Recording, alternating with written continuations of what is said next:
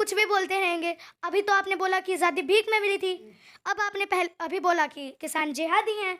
तो कंगना रनौत जी, मैंने आपके लिए सलाह दे दी है कि मूर्ख के लिए मौन ही सही है, अब मौन में ही रहे, वही आपका हथियार सही रहेगा। काम ऐसे तो उनसे ऐसा ही बोला जाएगा। मैं तो प्रधानमंत्री जी को भी बोल रही हूँ कि आपने काम गलत किया है, कंगना रनौत जी ने भी काम गलत किए हैं। जो काम गलत किया है उनकी तरफ आवाज़ उठानी चाहिए। बस यही हमारे देश की गलती है कि उनकी तरफ आवाज़ नहीं उठाई जाती है, इसलिए वो सोचते हैं कि मेरे को बढ़ाया जा रहा है, मेरे को प्यार दिया जा रहा है। नहीं कंगना जी, अब तो आप पे आवाज़ भी उठ रही है और आपसे पद्मश्री भी छीना जा रहा है।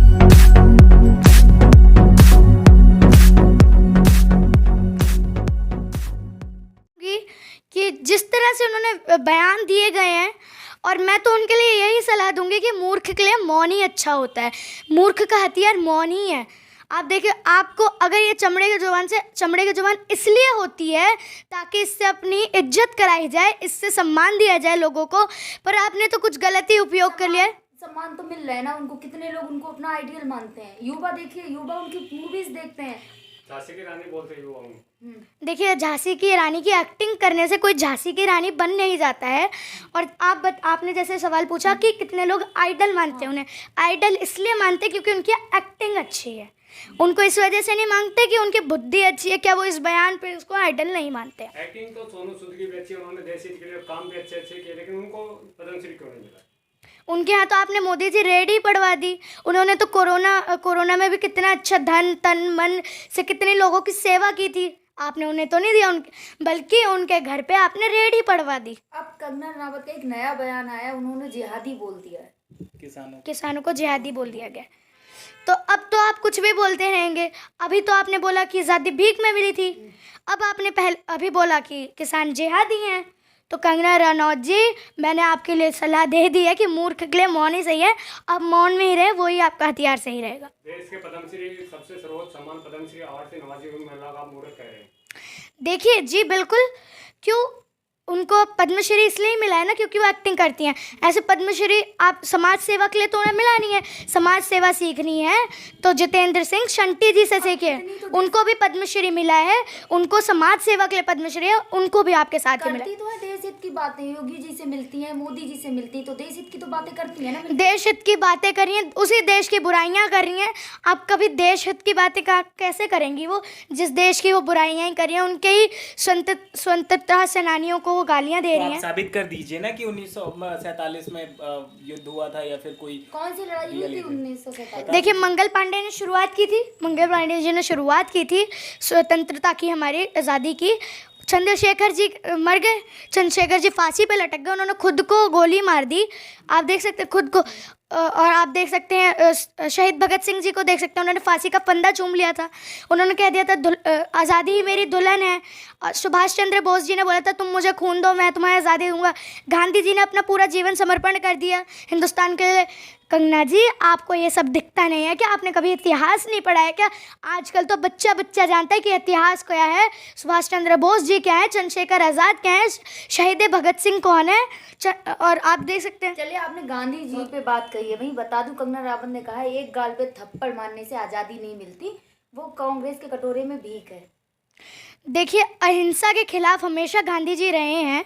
तो आप देख ही लीजिए, आपने इतनी बुराइयां कर दी हैं आप, और कांग्रेस में ही हमारे को आज़ादी भी मिली है। कांग्रेस ने, आप मोदी जी के तो आप वैसे ही समझी हैं। मोदी जी तो नेहरू जी को भी गाली ही देते हैं, नेहरू जी की भी कितनी बुराइयां ही करते हैं। तो आप कर देंगे तो क्या हो रहा है? समुदाय ने कंगना रनौत की FIR दर्ज करवाई है, कल क्या कहेंगे उसके लिए? देखिए, बहुत सही किया है जिन्होंने भी FIR दर्ज कराई है। देशद्रोह के मामले में FIR दर्ज होनी चाहिए उनके लिए, ऐसे उन्होंने काम भी किए हैं। और मैं तो कहती हूँ उनसे पद्मश्री भी वापस लेना चाहिए। आप इतनी खपा क्यों कंगना रनावत से? मैं क्या, पूरा देश खपा है आज तो उनसे।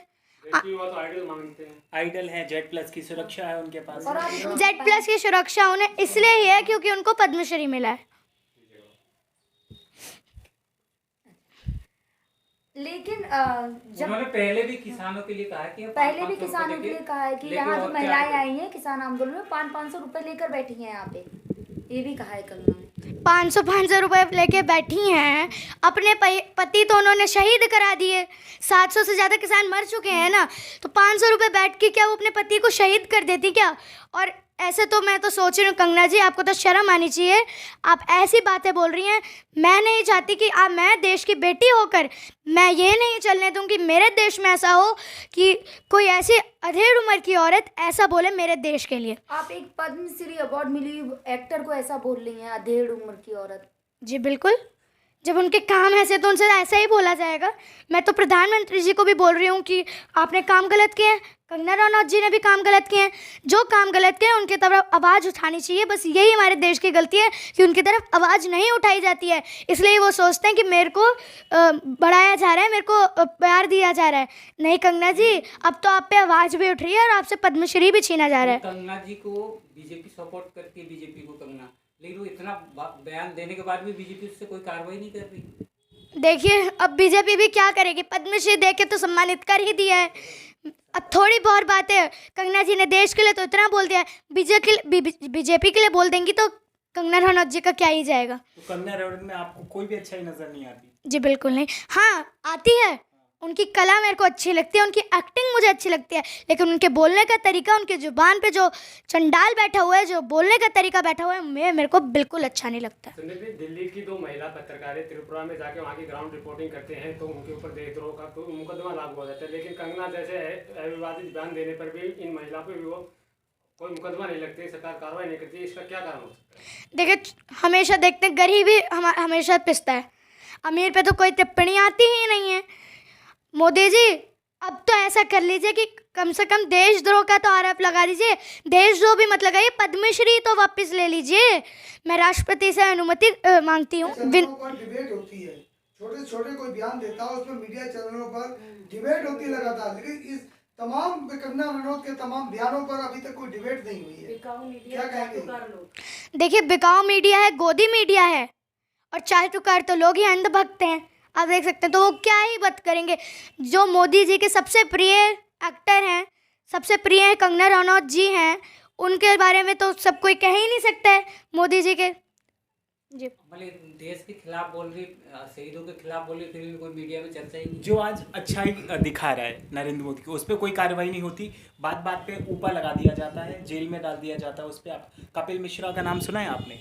उन पर आज तक कार्रवाई नहीं हुई। जी अब देख लीजिए, बीजेपी में जो रहेगा, जब तक बीजेपी की सरकार रहेगी तब तक तो लाशों का अंबार रहेगा ही, और जो भी दोषी लोग होंगे, जिन पे दोष है, उन सबको तो कभी जेल में डाला ही नहीं जाएगा। बीजेपी इंसाफ ही नहीं करती है। लगातार कंगना रनौत के ऐसे बयान आते रहे सामने। जी अब देख सकते हैं बयान तो देती ही जा रही है, लेकिन आपको पद्मश्री भी वापस ले लिया जाएगा कंगना रनौत जी। आप पे देशद्रोह का मुकदमा भी चला दिया जाएगा। आपने जिस तरह से बोला गया है, आपने जिस तरह से ऐसे इस तरीके से हमारे शहीदों को बोला गया है, तो इसके लिए देश अब शांत नहीं बैठेगा। आपसे ज़्यादा प्यार लोग शहीद भगत सिंह को करते हैं, शहीद आज़म को करते हैं। आप लास्ट में राष्ट्रपति जी से क्या अपील करोगी?